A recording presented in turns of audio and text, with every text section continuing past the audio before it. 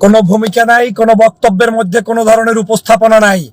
কথা একদম ক্লিয়ার। আর ডক্টর আসিফ নজরুল সাহেব, কান খুলে শুনে রাখেন, আগামী 1 ঘন্টার মধ্যে আওয়ামী লীগকে বাংলাদেশ থেকে নিষিদ্ধ করবেন, না হয় আপনাকে পদত্যাগের লকমা লাগাতে হবে, পদত্যাগ করতে হবে।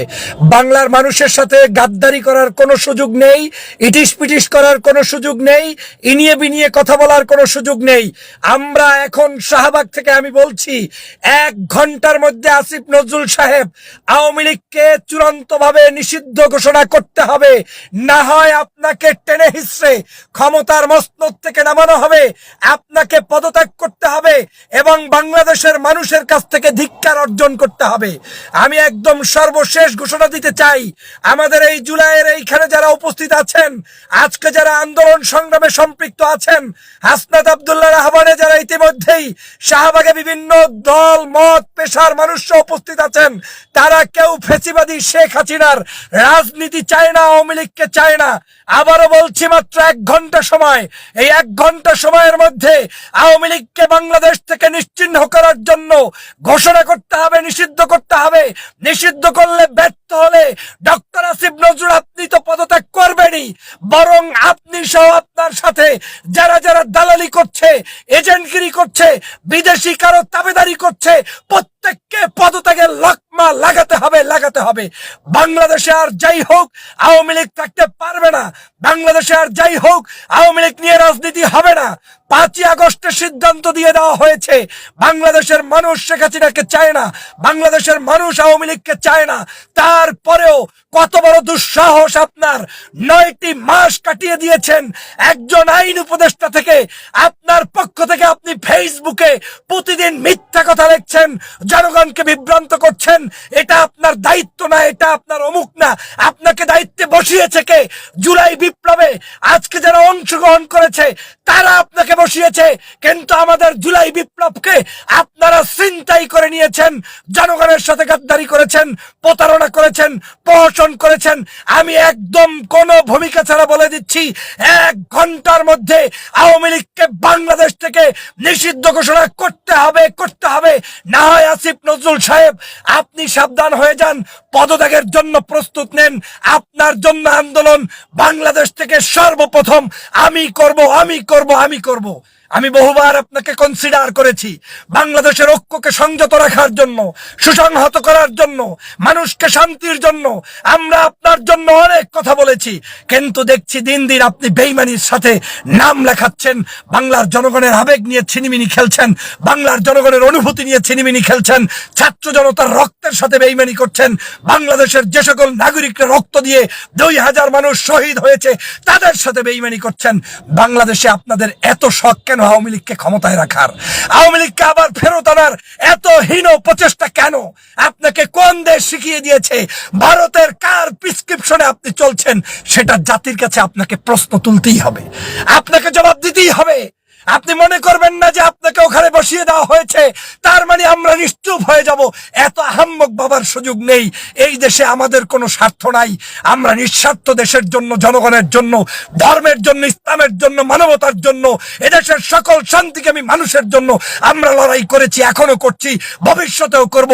কিন্তু কোনো বেঈমান, কোনো দুষ্ট যারা দেশ বিরোধী ষড়যন্ত্র করবে, আওয়ামী লীগের পা চাটবে, আওয়ামী লীগের সাথে আঘাত করবে, তাদের সাথে আমাদের কোনো সংলাপ নেই, সম্পর্ক নেই। প্রিয় আসিফ নজরুল সাহেব, অনেক হয়েছে, অনেক সহ্য করেছি। আপনি কি করবেন বলেন? আপনি আমাকে ফাঁসি দিবেন, আপনি আমাকে গ্রেফতার করবেন, আপনি আমাকে দেশ থেকে বিতাড়িত করবেন। শেখ হাসিনা পারে নাই, আপনি পারবেন না। আমি স্পষ্ট করে বলতে চাই, আমাদের এই সরকার শত্রু নয়, কিন্তু আজ কেন আমাকে শাহবাগে বসে কথা বলতে হবে?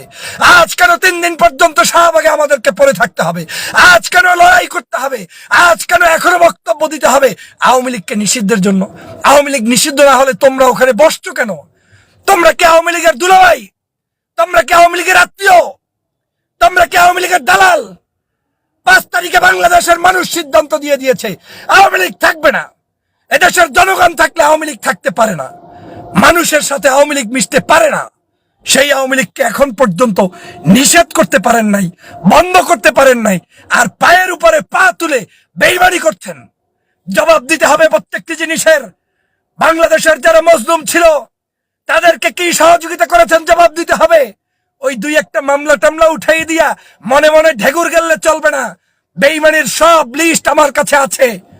5ই আগস্টের পরে বাংলাদেশের কোন মানুষটাকে, কোন দেশপ্রেমিক জনতাকে, কোন জামাত শিবিরকে, কোন নির্যাতিত নেতাকে, কোন হেফাজতকে, কোন কওমি আলেমকে, কোন ইসলামপন্থী নাগরিককে, কোন জুলুমবাজের শিকার নাগরিককে, কোন বিএনপির অনেক ভালো ভালো নেতা কর্মীকে আপনারা কোথায় অ্যাপয়েন্টমেন্ট দিয়েছেন, কোথায় বসিয়েছেন? সমস্ত তন্দ্রে তন্দ্রে দালালদেরকে নিয়ে দেশ চালাচ্ছেন। মুখ খুলি নাই, যেহেতু মুখ খুলেছি 16 বছর, যেহেতু শেখ হাসিনা মুখ বন্ধ করতে পারে নাই, আপনার মতো আসিফ নজরুল আমার মুখ বন্ধ করতে পারবে না। আপনার সাথে ভদ্রভাবে সাক্ষাৎ করেছিলাম, দেশ গঠনের জন্য চেষ্টা চালিয়েছিলাম, কিন্তু দেখছি আপনারা দেশ গঠন না করে নিজেরা নিজেদের নিয়ে ব্যস্ত আছেন। আপনাদের এই ব্যস্ততা দেখে আজ আমাদের হাসি আসে। আজ জনগণ ধুকে ধুকে কাঁদছে। আপনি দেখে যান আহত মানুষগুলোর দিকে, আপনি দেখে যান যুদ্ধ হতো মানুষগুলোর দিকে, হাত নাই, পা নাই, চক্ষু নাই। আসিফ নজরুল আপনার কার কি হয়েছে বলেন? আপনার কার ঠ্যাং গিয়েছে, কার পা গিয়েছে, কার পরিবার গিয়েছে? আপনার আত্মীয় স্বজন কে এখন পর্যন্ত আজকের বাংলাদেশের মানুষের কাছে কোন জায়গায় কোনো খুন হয়েছে, অত্যাচারিত হয়েছে? তাহলে আপনি আসিফ নজরুল এখনো আওয়ামী লীগকে কেন নিষিদ্ধ করছেন না? কি কারণে আপনি নিষিদ্ধ করছেন না? আপনার কোন সাহস? কার খুঁটির জোরে আপনি এখনো নিষিদ্ধ করছেন না? আওয়ামী লীগকে নিষিদ্ধ করবেন না আর মনে মনে তামাক খাবেন, সেই ধান্দাবাজি বন্ধ করেন 1 ঘন্টা সময়। যদি না পারেন পদত্যাগ করতেই হবে, আপনার পদত্যাগ অবশ্যই হবে। বাংলাদেশের কোন মানুষ আপনাকে টিকিয়ে রাখতে পারবে না। নাই, ভারতের দালালি করে কেউ টিকতে পারে নাই, শেখ হাসিনা পারে নাই, আপনি পারবেন না। অতএব আপনি নিজের কাঁধে ওই যে জবাব নিবেন না। আমি 2টা ভিডিওতে বলেছি, গতকালকেও বলেছি, ঠান্ডা মাথায় বলেছি, এখন থেকে আর ঠান্ডা থাকবো না। আপনি মনে মনে ভাববেন না যে আপনি আইনমন্ত্রী, আপনি অমুক তমুক, এই সেই, এগুলো গোনার টাইম নাই, টাইম নাই, টাইম নাই। বাংলাদেশে আওয়ামী লীগকে নিষিদ্ধ করার পরই একমাত্র তোমার সাথে আমাদের সংলাপ কিংবা আলোচনা। এর বাইরে তোমাকে বাংলাদেশের জনগণ জিজ্ঞাসা করবে না, ধিক্কার জানাবে। আওয়ামী লীগের সাথে আতাত করে, শয়তানি করে, তারপরে আমাদের 3 দিন পর্যন্ত মানুষগুলো রাস্তায় ঘুরে বেড়াচ্ছে, এগুলোর পাত্তাই ওঠায় না, ওনাদের গায়েই লাগে না। তো তোমাদেরকে বসিয়েছি কি আওয়ামী লীগের পাহারা দেওয়ার জন্য? তোমাদেরকে বসিয়েছি কি ওই যে সাবেক আব্দুল হামিদ রাষ্ট্রপতি, তাকে বিদেশে পাঠানোর জন্য? ধান্দাবাজির জায়গা পাও না। স্পষ্ট ঘোষণা, আমার দেশের কোন মানুষের সাথে প্রতারণা করে কেউ কোনোদিন টিকতে পারে নাই, আপনারাও পারবেন না। অতএব সাবধান হয়ে যান, সাবধান হয়ে যান। জনগণের সাথে প্রতারণা করবেন না। আজ বাংলাদেশের মানুষ আবার নতুন করে জেগে উঠেছে।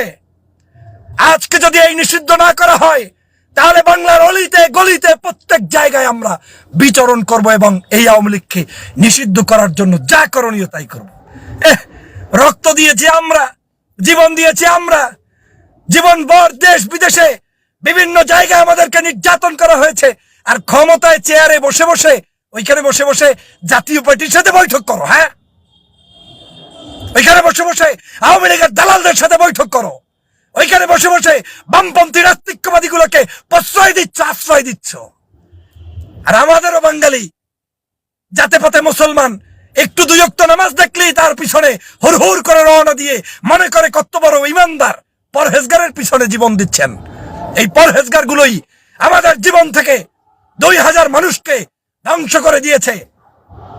আজকের সারা বাংলাদেশে তাহাজ্জুদের নেত্রী শেখ হাসিনা, যাকে বলে তাহাজ্জুদের নেত্রী, সেই দেশ থেকে বাংলাদেশের কত মানুষের জীবন কেড়ে নিয়েছে। অতএব এই সকল আর প্রতারণা সহ্য করব না। এই প্রতারণা করার কোনো সুযোগ নেই। বাংলাদেশের বিপদে পড়লে লাগে হুজুরদেরকে, আলেমদেরকে, ইসলাম প্রিয়দেরকে, আর বিপদ কাটতে গেলে ওরা চেয়ারে বৈশা বৈশা মজা মস্তি করবা। ওই মজা বাংলাদেশে করতে দেওয়া যাবে না, যাবে না, যাবে না। অতএব ইনশাআল্লাহ আমরা সবাই মিলে ঐক্যবদ্ধভাবে এই ফ্যাসিবাদের বিরুদ্ধে গর্জে উঠবো, লড়াই করব, সেই প্রত্যাশা ব্যক্ত করছি। ভালো থাকবেন, সুস্থ থাকবেন। আল্লাহ হাফেজ।